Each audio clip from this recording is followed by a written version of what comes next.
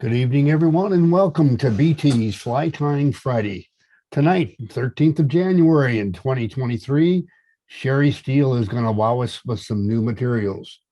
And our weekly tip, when we have a new material to share with you and possibly a new or dredged up old technique to share with you all. But we're the Beaties from Boise, Idaho. Let me get Sherry into the spotlight here as we get ready to um, introduce her. You're about ready to go, Sherry? Yep, I'm ready to go. I don't know if they are though. We definitely are, Sherry. After retiring over a decade ago from a career in electronics/computer industry, Sherry Steele has devoted much of her time to the art of fly tying, particularly teaching others through a variety of organizations, schools, and fly shops. She has served 15 years as the president of the Oregon Council of Fly Fishers International and has chaired the Northwest Fly Tyer and Fly Fishing Expo 7 times since 2011. Sherry has given countless hours towards supporting the FFI mission to preserve and elevate the ideals of fly fishing. In 2009, she founded an FFI charter club, the Central Oregon Fly Tyers Guild, who specialize in tying cold water fly fishing and classic salmon flies. The club donates the frame flies to nonprofit conservation-minded organizations for their fundraisers. Tonight, please direct your questions to Sherry here, or she has an email address that's steelfly@msn.com. Join Gretchen and me in welcoming her to Fly Tying Friday. Sherry, it's all yours, and we can hardly wait for you to start. Let's see, where do I start? Well, thank you for inviting me to do a demonstration for you tonight. And as a tyer, and I didn't know I was going to be able to put my shingle up there saying I'm a fly tyer. And then I had to say, well, maybe I am a fly tying instructor too. And I thought, well, that's cool. And then I said, well, maybe I can invent a fly. That didn't go as well. So, I want you to definitely interrupt me if you have any questions. And the big story behind this fly and this new material is I happened to see a YouTube demonstration. And it happened to be from Hareline. And because I know Marcus, who is the main guy at Hareline, I called him up and I said, hey, what is this? What have you done? And so as I show you this, I'll explain to what Hareline's, the hidden gem of knowing Hareline is that they invent stuff. They really do. And they invent products. And then sometimes they haven't decided or figured out what it is you're going to do with it. And they don't really worry about that because when Marcus was saying, well, by golly, we just invent stuff and we throw it out there and see what they do with it. And so I saw this and I said, you know what, I'm going to see what I can do with that. And so he was all over that. And he's going to start sending me product that he wants me to figure out what I want to do with it.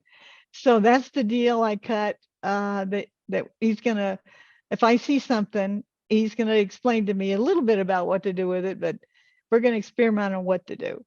So tonight I'm going to demonstrate something that they came up with quite a long time ago, but I just didn't realize what it was. So they've got this new product. Now I'm going to switch over to my materials. So here's this product. And it's very, very strange thing. I'll put this right in front of the camera here. You can see it. So you can't even hardly see what that is. But what it is eyes. And there's little pieces of plastic right here that come on this tab. And so when I saw that, I thought, I don't know if I can put it in the camera so it shows it. So what are you supposed to do with them? Well, the reason why they developed this product was because when they have to manufacture all these different kinds of eyes, the dumbbell eyes of this and that, and all different sizes and colors and shapes and what have you. So now they have a thing that you can actually buy the little tabs which are in on this sheet, which looks empty. And then you can buy the size eye you want to go with it. And it is really, really cool. So I'm going to be using that tonight. That's the new, and you can say you saw it here first. He says it hasn't been demonstrated anywhere yet. So he says, well, you might get it in another few months. And that was a week ago. So needless to say, I've been feverishly trying to figure out how to handle this material. So we're going to tonight, we're going to use polar chenille. And there's something that I do with polar chenille is I use it with, I pull the end out of here, out of one of these little holes. They're in the package. That becomes a way to pull it out of here without losing the whole roll. So we're going to use that tonight. And we're going to use some schlappen. And that schlappen is just red. It can be any kind. This happens to be a grizzly variant. And then we're going to use just plain old Zelon. I like using products that you can buy anywhere. You don't have to look around all over the place and pay big prices for things that you may or may not tie that fly ever again. So I like using products that are readily available. And then I have another piece right here. There's this is by Umpqua. They make these little packs. And I'm going to be putting a lateral line on this fly.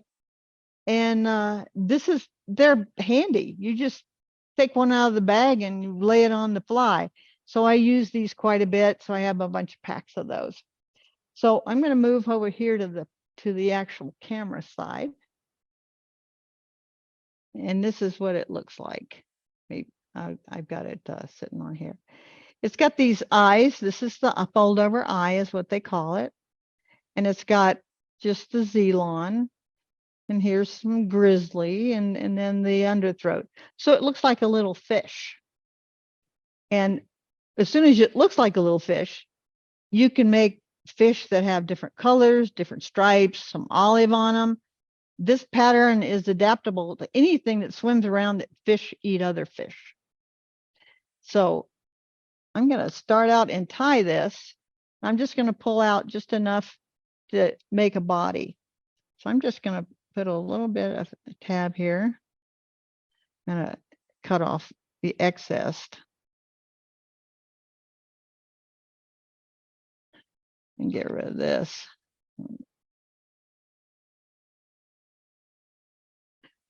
So all I'm doing right now is I'm tying down, not completely edge to edge, but a little bit. This is a Targus, and it's a 1/0. So it's a great big hook. You need a pretty good size hook if you're going to catch a big fish eating another fish. It's amazing, they're cannibals. But I'm going to just tie that down. And so I'm just doing edge to edge. So because the way this polar chenille is made, it's kind of one-sided if you make it one-sided. So what I do is I just pull the fibers out and then drop down, and I'm going to do a wrap edge to edge to put a little bit of body on this fly. I'm just going to tie down on that now. A couple behind. And then a couple in front. And then cut off the excess. So here's the little guys. This is so cool. Can you see that bar right here in between them? That's Yes, what we makes. can, Sherry. Yes, we Can you see can. that okay? Yeah. Okay, so you just take this guy and you just peel him off. off of the piece of paper. So now you got this thing that looks like this. You think, well, that's great. Well, you want this one, not the eye side wants to be on the outside, and the sticky side wants to be on the inside. So to get these on here, I cut them in two. Do you want this to end up on the outside of the fly like that? So you turn it around and tie it down here. See how that was, so when you flip it over, then the eye will be on the correct side. So what I've got here is now a body. And if you look at this, here's the hook eye is right there. And I've got this slammed right up against that hook eye, because when you start pushing that back, you're going to whip finish in the very front. This is an injured fish. And I'm measuring the size of this. And I think I'm going to use about that much. Now, in order to get the length that I want, I'm going to do another wrap, but I can pull this. You can see it, pull it a little bit until I get this under throat, just about a short of the hook eye. I mean, the hook barb there. So I think that's about right. So I'm going to go ahead and tie that down, clip this off, pull it back. Now I got this guy sitting there pretty good. Now I'm going to flip it back over, and I'm going to start putting the Zelon on there. Now, because it needs to be, it's going to be a fish, so it's going to be long fibers. So I figured out that if I take 2 of these strands at a time, and then take a piece and cut it off, and I double it over, so now I've got twice as much. If I put it around the thread, we've all seen this kind of thing. Put around the thread and then lift it up. I'll get it on top, and you can tie it down.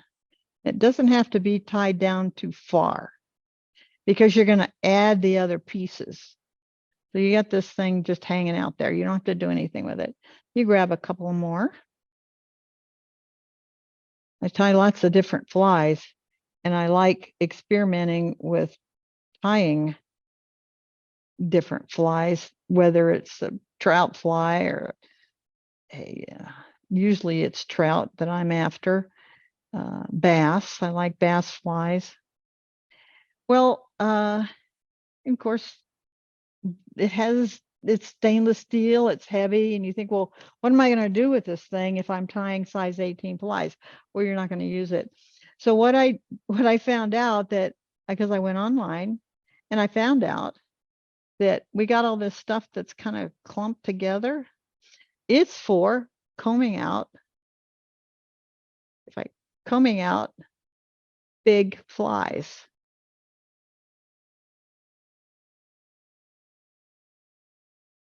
So that's what you use that for. Now I'm going to go over here and I'm going to get some of these little fibers. They're from Umpqua, and it's just, we're just mimicking a lateral line here. I'm going to just pull off some of the fibers. And so having a pattern for a fish is something that's used quite a bit with our guys that are fishing for bull trout. I've got one on one side, and I'm going to put the other one on the other side. I'll clip off that extra after I find out the length I want.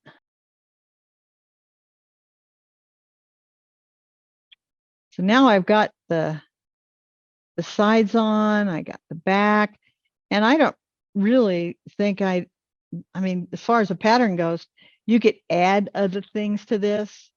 You can put all kinds of, you can make the top of it olive. So there's a little bit of a stream there, like the top of the fish is darker. You can do that. But when you got everything on here and you tie down on it, Then you take these cute little eyes and you push back on them. I'm going to move this. Look at those eyes. They're just like that. To me, that's very, very fishy. And then I'm going to go ahead and tie down on those guys.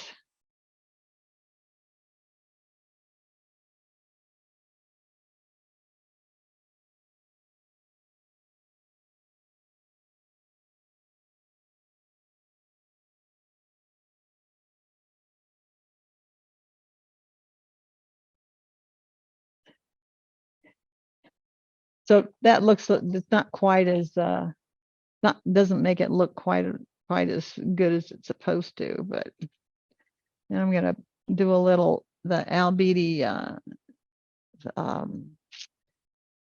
head cement. I started using that and I like it a lot. Ever since, and of course, every time I see it, I think about putting it on my horses. I can show you what it looks like when you take this fly and then you put it in the water. So what I did is I'll switch cameras now. So I've got this fly that I already tied. And see how the material actually is just like any other Z-Lon. I don't know if you guys can see that very well. But when you pull it out, if you look at this thing, look at how it looks like a fish. And see how that V ends up? What that does is it causes a wake in the water. The weekly tip is some new material, new technique, and there is no such thing as a new technique. It's new to me, so that's basically what it boils down to. But anyway,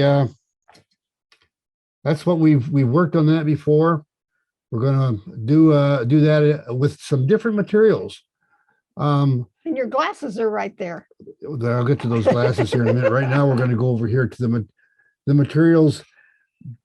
I had this guy right here that we've had for a long time. It's embroidery thread from, let's see, Gudbrand. There's 650 yards on that spool. And I found a couple of our bobbins that I could actually fit that thing. And this is some of the best doggone small oval tinsel I've ever used, as far as being able to turn out a lot, not having to run out of it every time you turn around, you're running short and you have to get another spool. With 650 yards, it's not going to run out for a while. So I'm going to set that over here. And so I told Gretchen, I said, I would really like it if you could find some stuff at Joann Fabrics, because that's where this comes from. And she went out and found me some silver, and this is made by Coates and Clark. And anyway, the silver is what I'm going to actually use tonight. And I also have that in a bobbin. And this is a smaller spool. It's only got 125 yards on the spool. So I'll set that over there. We've got some of our floss and some thread. I'll just set all that over there. Now, what I wanted to talk about, other materials, all of this stuff, except for this. This is Danville. I'll set that aside. All the rest of this, though, came from Joann Fabrics. This is actually some flat gold tinsel. Didn't know you could get that at a place like the fabric store. In fact, it's called Sulky Silver Metallic. And I assume it's double-sided. You can also get silky online. Sure. And then here's some other silver and copper, kind of a holographic looking sort of a color. We'll be playing with that on some flies in the next day or so. But before I leave this material thing, I wanted to talk about a lifesaver. Jim Ferguson and Kathy Hamilton suggested we get Thread Magic to take care of my chapped hands that were really in bad shape and we're just tearing the floss up. I got some. It's a miracle worker. I'm going to bring that back over so you can get a closer look at it on the Vice camera. And that's it right there. And that stuff, you pop this lid off. That's the one thing I haven't figured out about it. Ah, there we go. It's just some stuff that you rub your finger over, and it takes all those burrs on your hand from working out in the weather and so forth, and just makes your hands just as slick as can be. Now, I don't need it now because I used it before we started tonight. But anyway, that is some wonderful stuff. So my hat's off to Jim Ferguson and Kathy Hamilton. I can't remember which one of them suggested it first, but they were both right there at the same time. I immediately went online and got it off of Amazon. Thread Magic, great stuff. I'm totally stunned. It's been laying in Gretchen's stack of embroidery stuff for ages, and we just happened to stumble across it the other day, and I had to try it. And anytime I can feed tinsel through a bobbin, it makes me happy because I can tie so much faster. Anyway, let me get this thing out of the vise. We're going to do a quick review for those of you online or viewing on Facebook. That's going to be a bit of repetition for you all.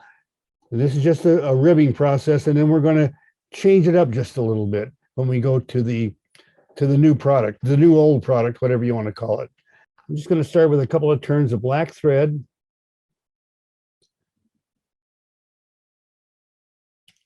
And now I'll grab my floss. And this is like I said, this is a repeat of what we've done before. And all I do now is wrap to the back. Now, what I want you to notice is that I'm placing my turns of floss by keeping tension on the one in my left hand and the bobbin in my right hand. But the other thing, my rib material is hanging straight down, and the weight of the bobbin keeps it positioned exactly on the bottom of the hook. We'll talk about that in just a little bit here. But I'll just wind back to the back of the hook shank. Now, when I get to just a couple of turns before I want to stop, I need to trim off this waist end.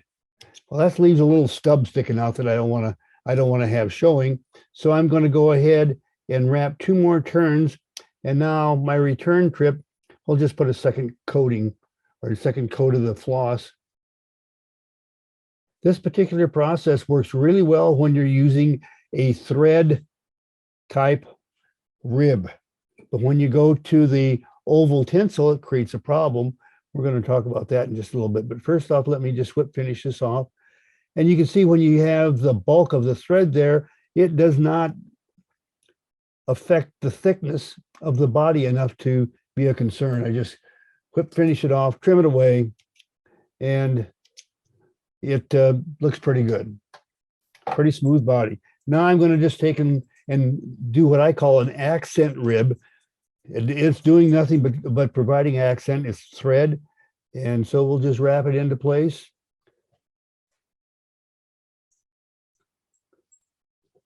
And I'll just finish and tie it off. And that's just a repeat from what we've done before.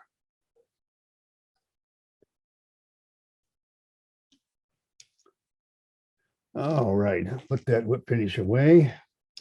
Set this down. Makes a pretty good looking body, and it's quick.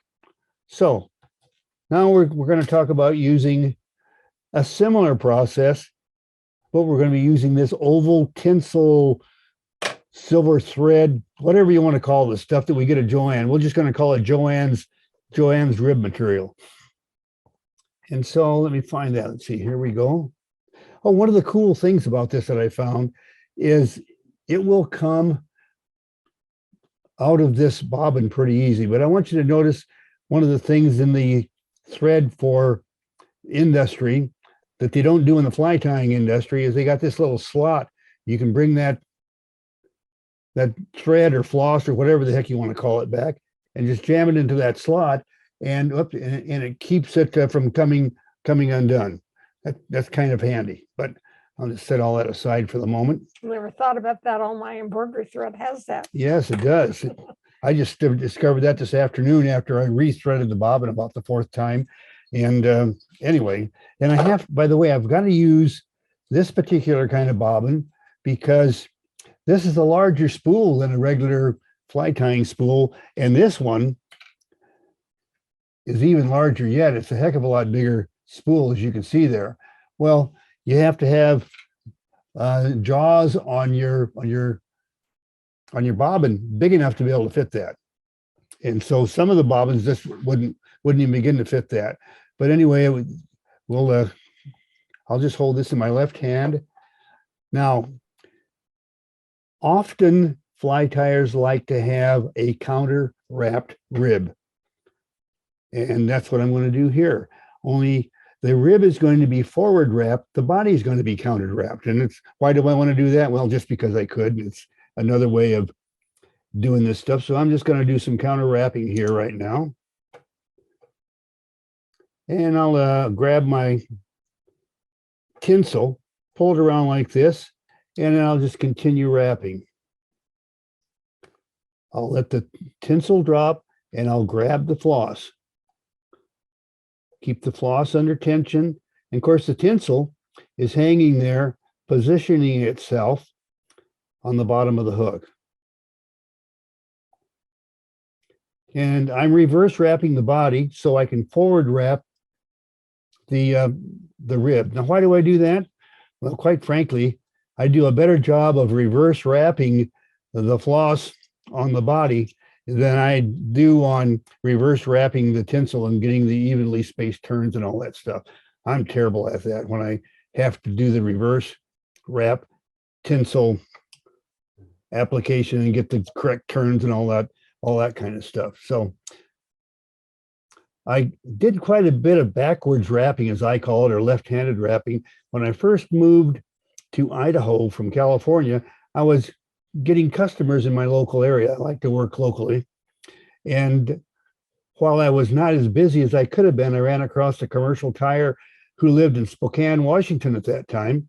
And he was left-handed, was looking for some help with orders. And I didn't have enough orders because I hadn't got enough fly shops signed up at that point in time. So I tied flies for him. But the stipulation was I had to tie left-handed. Well, I didn't tie left-handed. I just tied right-handed backwards. So anyway, now one of the things you would think, well, okay, I'll just put a whip finish on there. Well, if I do a standard whip finish like I just set up for here, I'm going to be unwrapping my body. So let me just do it the way you have to. You have to do a backwards whip finish when you're doing left-handed tying. And here we go. Now we're doing the whip finish, but we're just going backwards. I want you to notice where the backwards whip finish turns out almost always on the other side of the hook, and the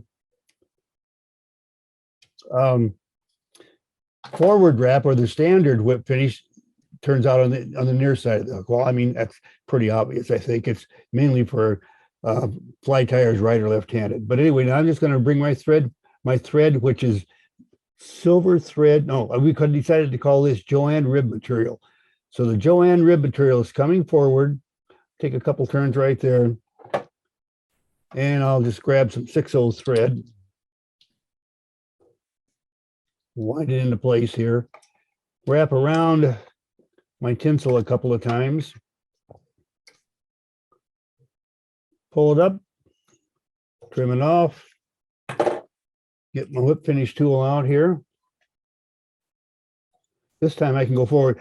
One of the things that really kind of confuses me, I have to think real hard, is when I'm doing this kind of body and then I have and do a backwards whip finish, the very next whip finish I do on the fly, I got to go forwards.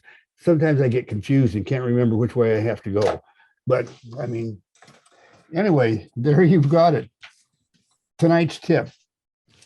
Go to Joanne Fabrics and get some really great ribbing material. By the way, that good bread isn't at Joanne's. Oh, That you have to go to a embroidery shop for, I think. okay, embroidery shop. The other thing I found, I went on Amazon, and well, who doesn't go on Amazon? But anyway, I went on Amazon and I found good broad with the same numbers on the spools, which indicated it was the same thing, and they called it rod wrapping thread. Well, whatever it is, it's some awful nice stuff on the hook.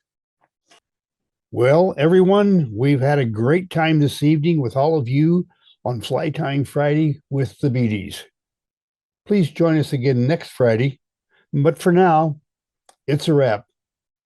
We'll see you next Friday.